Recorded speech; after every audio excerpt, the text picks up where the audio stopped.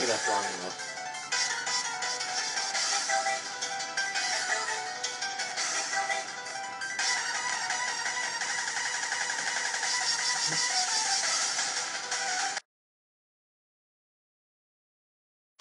Joseph John Thomson was born in 1856 in Chester Hill, Manchester, England. His mother came from a local textile family, and his father ran an antiquary bookshop. His father died when Thomson was 16 years old. The death of his father blocked arrangements for him to enroll in an apprenticeship. This set Thomson on an academic track.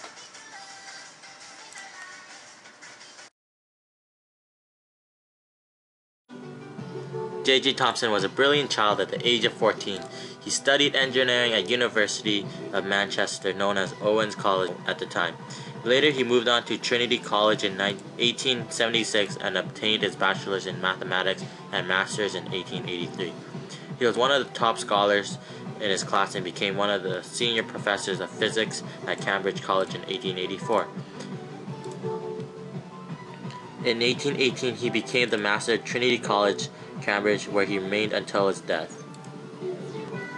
He was awarded the Nobel Prize in 1906 in the recognition of the great merits of his theoretical and experimental investigation on the conduction of electricity by gases. Thomson was knighted in 1908 and appointed to the Order of Merit in 1912. Order of Merit is a recognition of service in science, arts, literature, or promotion of culture. Joseph John Thomson was credited for the discovery of electrons and also isotopes. He conducted 3 experiments with cathode rays, leading him to the discovery of electrons. In his first experiment, Thomson investigated the idea that the negative charge in the cathode rays tube could be separated by using a magnetic field. He constructed the cathode ray tube with a metal cup of the electrometer, away from the undeflected path of the cathode rays.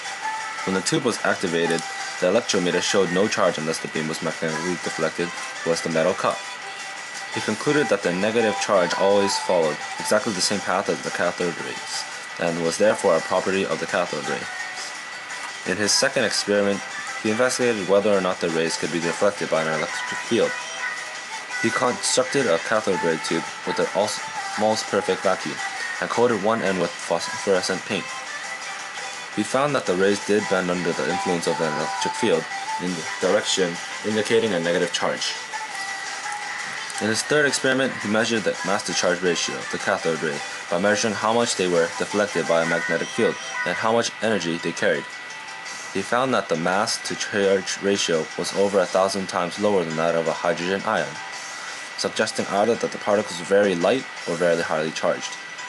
In conclusion, cathode rays were indeed made of particles which he called corpuscles, and these corpuscles came from within the atoms of electrodes themselves, meaning that the atoms are in fact divisible. The corpuscles discovered by Thomson are identified with the electrons, which had been proposed by G. John Stoney.